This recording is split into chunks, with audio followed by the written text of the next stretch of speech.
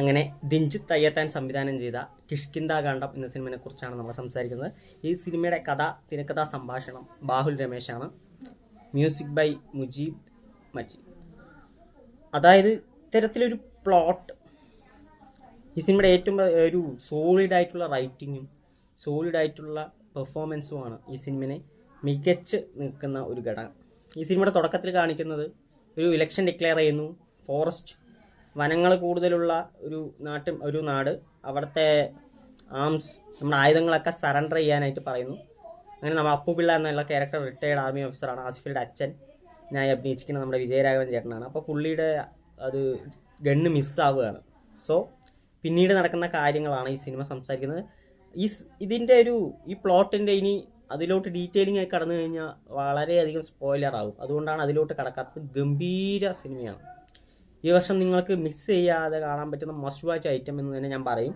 കാരണം അത്രയ്ക്ക് മികച്ച എഴുത്താണ് നമ്മുടെ ബാഹുൽ രമേശ് എന്നുള്ള റൈറ്ററിൻ്റെയും. ഗംഭീര എഴുത്താണ്. എഴുതിയത് അതിനേക്കാൾ ഗംഭീരമായി അവതരിപ്പിച്ച കഥാപാത്രങ്ങളാണ്. ആസിഫ് അലിയുടെ ഗംഭീര പെർഫോമൻസ് ഒന്നുകൂടെ കാണാൻ സാധിച്ചു. ഇമോഷണൽ സീൻസൊക്കെ പുള്ളി അസാധ്യമായി തന്നെ ചെയ്തിട്ടുണ്ട്. പിന്നെ വിജയരാഘവൻ ചേട്ടൻ, പുള്ളി ഈ റീസെൻ്റ്ലി വന്ന പൂക്കാലം എന്ന സിനിമയ്ക്ക് ശേഷം അത്യുഗ്രൻ വേഷം ചെയ്തിട്ടുണ്ട്.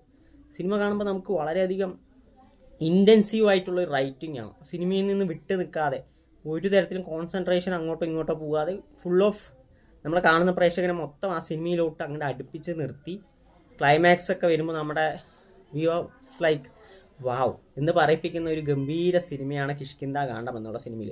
ഈ സിനിമയെ ഞാൻ സമീപിച്ച് ശരിക്കും ട്രെയിലറോ ഇതിനെക്കുറിച്ചോ ഒന്നുമേ അറിയാതെയാണ് ഈ സിനിമ കാണാൻ പോയത്.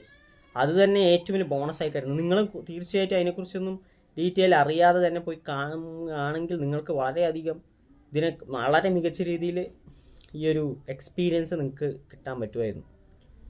സിനിമയിലെ കുറേ അധികം സീനുകൾ എടുത്ത് പറയണമെന്നുണ്ട്, പക്ഷെ അതൊക്കെ ഒരു ഭയങ്കര സ്പോയിലർ പാർട്ടായി പോകും. അതുകൊണ്ടാണ് അതിനെക്കുറിച്ച് കൂടുതൽ പറയാത്തത്. എന്തായാലും എനിക്ക് കിഷ്കിന്ധാകാന്ഡം എന്ന സിനിമയെക്കുറിച്ച് പറഞ്ഞാൽ അത്യുഗ്രൻ പടമാണ്. നിങ്ങൾ തീർച്ചയായും മിസ്സാക്കാണ്ട് തിയേറ്ററിൽ തന്നെ കാണേണ്ട ഒരു കിട്ടിലൻ പടമാണ് നമ്മുടെ കിഷ്കിന്ധാകാന്ഡം. ഞാൻ റൈറ്റർ, അതായത് രമേശ് ബാഹുൽ, പുള്ളിൻ്റെ ഒരു വിഷൻ, എങ്ങനെയാണ് ഈ ഒരു പ്ലോട്ട് പുള്ളിക്ക് മൈൻഡിലേക്ക് വന്നത്, അതാണ് എനിക്ക് ഭയങ്കര ഒരു ആശ്ചര്യമായിട്ടുള്ളത്. എന്തായാലും ഈ സിനിമ വളരെ മികച്ച രീതിയിൽ എഴുതിയിട്ടുള്ള, അതിനെ വളരെ മികച്ച രീതിയിൽ സ്ക്രീനിൽ അഭിനേതാക്കളുടെ മികച്ച പ്രകടനം കൊണ്ട് അമ്പരിപ്പിക്കുന്ന ഒരു കിടിലൻ സിനിമയാണ്. തീർച്ചയായും തിയേറ്റർ മിസ്സാക്കാതെ പോയി കാണും.